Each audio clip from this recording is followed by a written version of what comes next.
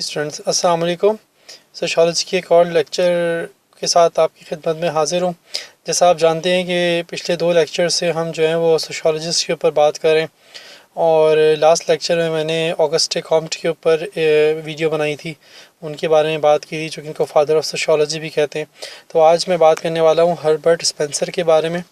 और ये भी जो है वो बहुत ही एक फेमस सोशियोलॉजिस्ट हैं, फ़िलासफ़र हैं, जिन्होंने जो है वो सोशियोलॉजी के डिसिप्लिन को के लिए के अंदर बहुत सारा काम किया। और इनकी फाइंडिंग्स जो है वो आज सोशियोलॉजी का जो डिसिप्लिन है उसके अंदर बहुत ही एक अहम रोल प्ले करती हैं। लेक्चर स्टार्ट करते हैं उससे पहले मैं आपसे रिक्वेस्ट करता हूँ कि मेरे चैनल को सब्सक्राइब कीजिए, बेल आइकन को प्रेस कीजिए ताकि आपके पास मेरी वीडियोस आती हैं। स्टार्ट करते हैं। हर्बर्ट स्पेंसर का टेन्योर कौन सा था? 1820 से 1903, यानी कि 1820 में ये पैदा हुए थे और 1903 में इनकी डेथ हुई थी। कौन थे ये? इंग्लिश सोशियोलॉजिस्ट और फ़िलासफ़र थे, ब्रिटिश फ़िलासफ़र थे, सोशियोलॉजिस्ट थे। और ये जो है वो इंग्लिश मैन जिसे कहते हैं आपके अंग्रेज़ थे, बरतानिया से इनका ताल्लुक़ था, इंग्लैंड से इनका ताल्लुक़ था। और ये फ़िलासफ़र थे और सोशियोलॉजिस्ट थे। जैसे मैंने पहले भी आपको बताया था, सोशियोलॉजी का डिसिप्लिन है वो फ़िलासफ़र्स ने ही जो है वो बनाया है। ये सारे कार्ल मार्क्स, ऑगस्टे कॉम्ट, ये सारे जो है वो फ़िलासफ़र थे, और इन्होंने जो है वो ये बाद में सोशियोलॉजिस्ट भी बन गए, क्योंकि इन्होंने अपनी जो फोकस ऑफ स्टडी है वो सोशियोलॉजी के ऊपर जो है वो कर लिया। तो Herbert Spencer English man sociologist और फ़िलासफ़र थे। और ये इनका कब इनकी जो है वो इनका दौर कौन सा था? इनका 19th सेंचुरी का इनका दौर था। और इन्होंने जो है वो इन्होंने क्या कहा था? He compared society with a living organism. इन्होंने कहा था कि सोसाइटी क्या होती है, वो लिविंग ऑर्गेनिज्म की तरह होती है। मतलब एक जिसको लिविंग ऑर्गेनिज्म क्या होता है? जो ज़िंदा वजूद होता है किसी इंसान का। जैसे आप इंसान ऑर्गेनिज़म, जानवर को भी ऑर्गेनिज़म कहते हैं, इंसान को भी ऑर्गेनिज़म कहते हैं। तो आप इंसान से कोई मिसाल लेके चलते हैं कि एक जो सोसाइटी होती है, माशरा क्या होता है? एक इंसान की तरह होता है, जीते जागते ज़िंदा इंसान की तरह होता है। कैसे होता है वो? इस तरह से होता है, different components of society are interdependent as like parts of living organism. जैसे इन्होंने कहा था कि जिस तरह से एक लिविंग ऑर्गेनिज्म इंसान का जिस्म है, उसके तमाम अज़ा जो हैं, आपकी आँख, नाक, आपकी किडनीज़, आपका लिवर, आपका पैनक्रियाज, आपके स्टमक, हर चीज़ मिलके जो है एक लिविंग ऑर्गेनिज्म बना रही है। हर चीज़ मिलके जो है वो एक इंसान की तश्कील देती है। और ये एक अभी आप ये नहीं कह सकते कि एक आँख जो है वो एक इंसान है, या एक जो है वो दिल इंसान है, बल्कि आँख, नाक, दिल, गुर्दा सब मिलके एक इंसान बनता है। और ये तमाम जो फंक्शंस हैं इंटरडिपेंडेंट है। मतलब जो है वो अब देखें कि आपकी आँख जो है वो जब इंसान को दिखाती है, इंसान का कान सुनता है, इंसान का जो एक स्मेल का जो एक सेंस है, इंसान की नाक के ज़रिए वो सूंघता है। तो ये तमाम जो है वो एक रोल प्ले कर रही हैं, और ये तमाम इंटरडिपेंडेंट है आपस में, जो है ना, इन सब का ताल्लुक़ है। इस तरह से जो सोसाइटी है उसकी कंपोनेंट्स भी जो है आपस में इंटरडिपेंडेंट है, उनका भी एक ताल्लुक़ होता है। कैसे होता है ये इन्होंने बात की। कंपोनेंट्स ऑफ सोसाइटी कौन से होते हैं? Individuals, social institutions. और सोशल इंस्टीट्यूशंस कौन से हो सकते हैं? फैमिली, एजुकेशन, रिलीजन, पॉलिटिक्स और मीडिया। हमने पहले भी सोशल इंस्टीट्यूशंस के ऊपर बात की थी। तो वो यही बात कह रहे हैं कि जो इंडिविजुअल्स होते हैं, जो लोग होते हैं, और जो सोशल इंस्टीट्यूशंस होते हैं, वो तमाम जो है वो कंपोनेंट ऑफ सोसाइटी होते हैं। और ये सारे के सारे क्या होते हैं? इंटरडिपेंडेंट होते हैं। और ये एक लिविंग ऑर्गेनिज्म की तरह, जैसे एक इंसानी जिस्म होता है उसकी तरह ये इंटरडिपेंडेंट होते हैं, एक दूसरे पर डिपेंड कर रहे होते हैं। और इस तरह से जो है सोसाइटी काम कर रही होती है। जैसे इन्होंने मिसाल लेके इन्होंने आगे क्या कहा था? All the parts of society work together to result in the proper function of society. The change in one part affects the other parts. In case any part malfunctions, other parts must adjust to the crisis and contribute to preserve the society. इन्होंने कहा था कि तमाम जो components हैं society के, individuals हो गए या सोशल इंस्टीट्यूशंस हो गए, जिसमें फैमिली, एजुकेशन, रिलीजन, पॉलिटिक्स और मीडिया है, जुडिशरी भी इसमें आती है। तो ये तमाम लोग जो हैं, तमाम कंपोनेंट जो हैं वो एक साथ काम करते हैं सोसाइटी को रन करने के लिए। और इनमें से अगर किसी एक के अंदर भी प्रॉब्लम होता है तो तमाम सोसाइटी इफेक्ट होती है। जैसे कि मैंने पहले लेक्चर में भी आपको एक बताया था कि एक मैंने मिसाल लेके चली थी कि अगर एक स्टेट की, मुल्क की इकॉनमी ख़राब होती है, अगर कोई इन्फ्लेशन आ जाता है तो उससे क्या होता है? डाउन साइजिंग हो रही होती है, कंपनी से लोग निकाले जा रहे होते हैं, कंपनी बिजनेस अच्छा नहीं कर रही होती है। और उससे क्या होता है? फैमिली अफेक्ट होती है। फैमिली कैसे अफेक्ट होती है? अगर एक माशरे में इन्फ्लेशन आएगा, एक कंट्री के अंदर इन्फ्लेशन आएगा, महंगाई बढ़ जाएगी और आपकी करेंसी डीवैल्यू हो जाएगी, तो क्या होगा? इकोनॉमिक डाउनफॉल आएगा। तो लोग जो है, कंपनीज जो है वो डाउन साइजिंग करेंगी, अपने वर्कर्स को निकालेंगी, और उससे क्या होगा? जो लोगों की जॉब जाएगी, लोग बेरोज़गार होंगे, और उससे फैमिली इफेक्ट होगी, क्योंकि फैमिली की एक्सपेंसेस आपको पता है फिक्स होते हैं, फैमिली के खर्चे होते हैं। और अगर उनकी इनकम में फ़र्क पड़ता है तो फैमिली की जो एक्सपेंसेस हैं वो सही से मीट नहीं हो रहे होते, बच्चों की एजुकेशन पे फ़र्क पड़ रहा होता है। इसके अलावा जो एक आपकी जो एक इंडस्ट्रीज़ हैं डिफरेंट, फॉर एग्जांपल आप कहीं से ग्रॉसरी लाते हो तो आप ग्रॉसरी का बजट आपका कम हो जाएगा।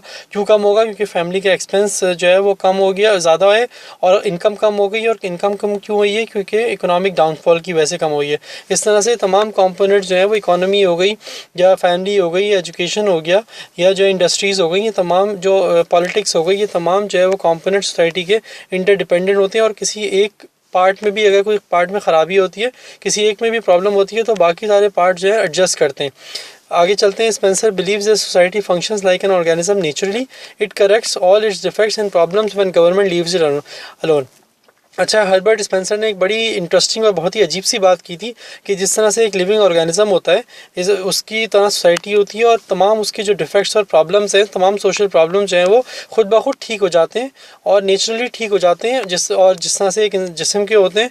और अगर गवर्नमेंट को इसमें इंटरवीन नहीं करना चाहिए, मतलब गवर्नमेंट को इसमें एक सोशल प्रॉब्लम अगर है, फॉर एग्जांपल अगर पावर्टी है तो, या इनकम इनक्वालिटी है, या इनजस्टिस है, नाइंसाफ़ी हो रही है लोगों के साथ, वो लोगों की हुकूक की हक तलफी हो रही है, या फॉर एग्जांपल बच्चों की प्रॉब्लम्स हैं, चाइल्ड राइट्स के इश्यूज़ हैं, वेमेन राइट्स के इश्यूज़ हैं, ये तमाम इश्यूज़ अगर हैं तो गवर्नमेंट को कुछ नहीं कहना चाहिए, बल्कि तमाम जो अथॉरिटीज़ हैं, तमाम इंस्टीट्यूशंस को खामोश बैठे रहना चाहिए।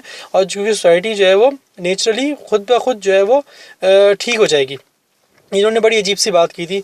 आप जैसे, मैं इस बात पे मेरा एक जो पॉइंट है, ऑब्जेक्शन मेरा ये भी है कि एक जो लिविंग ऑर्गेनिज्म भी अगर होता है इंसानी जिस्म से, इन्होंने सोसाइटी को तशबीह दी थी, तो अगर लिविंग ऑर्गेनिज्म भी होता है, उसके अंदर अगर कोई बीमारी हो जाती है, आपकी कान में कोई प्रॉब्लम हो गई, या आपकी किडनी में कोई प्रॉब्लम हो गई, या आपके दिल में कोई प्रॉब्लम हो गई, तो आपको जो है वो जाना पड़ता है एक ऑर्गेनिज्म के, आपके डॉक्टर के पास जाना पड़ता है, और आप डॉक्टर के ज़रिए इलाज करवाते हो। हेल्थ का प्रोफेशन इसीलिए है कि हेल्थ की जो इंडस्ट्री है, आप डॉक्टर के पास जाते हो, आप फार्मेसी के पास जाते हो, मेडिसिन खाते हो और उससे आपका इलाज होता है। तो अगर सोसाइटी जो है वो एक ऑर्गेनिज्म की तरह भी है, और अगर एक इंसानी जिस्म की तरह है, तो उसको भी अगर इफेक्ट हो जाता है, कोई प्रॉब्लम हो जाता है, तो उसको इलाज की ज़रूरत पड़ती है। तो इसमें जो हर्बर्ट स्पेंसर, इन्होंने बहुत अजीब सी बात की थी कि सोसाइटी खुद ब खुद ठीक हो जाएगी, उस पर आपके डिफेक्ट्स और प्रॉब्लम्स को गवर्नमेंट को इसमें रोल प्ले नहीं करना चाहिए। इन्होंने एक और, स्पेंसर ने एक और अजीब सी बात की थी कि जो सोसाइटी है वो माइट इज़ राइट के कानून पे चल रही होती है, और सर्वाइवल ऑफ द फिटेस्ट के कानून पे चल रही होती है। मतलब जिसके पास पावर है, जिसके पास वही जो है वो ज़िंदा रह सकता है, उसके पास ही ज़िंदा रहने का हक़ है। जैसे आप, ये चार्ल्स डार्विन से बहुत इन्फ्लुएंस थे, और इन्होंने जो है वो, जिस तरह चार्ल्स डार्विन की थ्योरी थी जो एवोल्यूशन की, तो इन्होंने भी एवोल्यूशन की थ्योरी थी कि जो स्पीशीज़ जो है वो स्ट्रॉन्ग होती हैं, जो फिट होती हैं, वो आगे बढ़ती हैं, बाकी जो वीकर हैं, जो वीक हैं, वो जो है वो पीछे रह जाते हैं, वो ख़त्म हो जाते हैं। तो इन्होंने जो चार्ल्स डार्विन की थ्योरी थी, इन्होंने उसको सपोर्ट किया था। इन्होंने कहा था कि जो नेचर ने जो है वो रिच और पावरफुल को, जो अमीर लोग हैं, पावरफुल लोग हैं, नेचर ने क्या किया है, उनको स्टेटस दिया है, उनको पावर दी है कि वो जो है वो इंजॉय कर सकें, वो रूल कर सकें किसके ऊपर, वीक और पुअर के ऊपर। मतलब नेचर ने ये इजाज़त दे दी है, नेचर ने इस बात की इजाज़त दी है रिच और पुअर को, फितरत ने इजाज़त दी है कि वो इंजॉय कर सकें और वो रूल कर सकें किसके ऊपर, यानी कि हुकूक मार सकें वीकर और पुअर लोगों के, गरीब लोगों और कमज़ोर तबके के हुकूक की खिलाफ वर्जी कर सकें वो। क्योंकि उन्होंने कहा कि जो वीकर तबका है, जो वीक और पुअर लोग हैं, उनको नेचर ने उसको बदकिस्मत करार दिया है। मतलब नेचर ने जो फितरत है उसकी वजह से जो है वो वीक और पुअर जो है वो इस हालत में हैं, और जो अमीर हैं और जो पावरफुल हैं, वो उनको नेचर ने जो है वो ऐसा बनाया है, तो इसलिए उनका राइट है ये कि वो पावरफुल हों। जिन्होंने सर्वाइवल ऑफ फिटेस्ट की बहुत ही अजीब सी बात की थी हर्बर्ट स्पेंसर ने, कि जो अगर कोई इसका मतलब है कि सोसाइटी में कोई इनकम इनक्वालिटी है, या कोई गरीब जो है वो अमीर लोगों की हक तलफी कर रहे हैं, या उनके हुकूक मार रहे हैं, या उनके साथ कोई बुरा सलूक कर रहे हैं, अगर फॉर एग्जांपल कोई लॉ एंड ऑर्डर सिचुएशन है, अगर क्राइम हो रहा है सोसाइटी में, तो हर्बर्ट स्पेंसर के मुताबिक क्राइम को होने दिया जाए और क्राइम को रोका नहीं जाए। कोई पुलिस डिपार्टमेंट ना हो, कोई फौज ना हो, कोई क्राइम को नहीं रोके, बल्कि जो है उसको वैसे ही होने दिया जाए, क्योंकि ये सोसाइटी जो है वो नेचुरली ऐसे ही बिहेव करती है। और जो ताकतवर होगा, जो सब ताकतवर होगा, वो जो है रूल करेगा, वो एंजॉय करेगा अपनी पावर, और वो वीक और पुअर को जो है वो ख़त्म कर देगा। उसके पास राइट है उनको उनकी हक तलफी करने का, और जो वीक और पुअर है वो ख़त्म हो जाएंगे, क्योंकि उनको नेचर ने ऐसा बनाया है। तो इनकी बहुत ही, एक हर्बर्ट स्पेंसर की बहुत ही अजीब सी जो है वो फ़िलासफ़ी थी। और ये मैंने आज का लेक्चर बनाया था हर्बर्ट स्पेंसर के बारे में, और मैं अगले लेक्चर में कार्ल मार्क्स और मैक्स वेबर को भी हम स्टडी करेंगे। और बस आज का लेक्चर इतना ही था। अगर आपको मेरी वीडियोस अच्छी लगती हैं तो मैं एक बार फिर रिक्वेस्ट करता हूँ, मेरा चैनल सब्सक्राइब कीजिए, बेल आइकन को प्रेस कीजिए ताकि आपके पास मेरी वीडियोज़ आती रहें। देखने का बहुत बहुत शुक्रिया। अपना ख्याल रखिएगा। अल्लाह हाफ़िज़।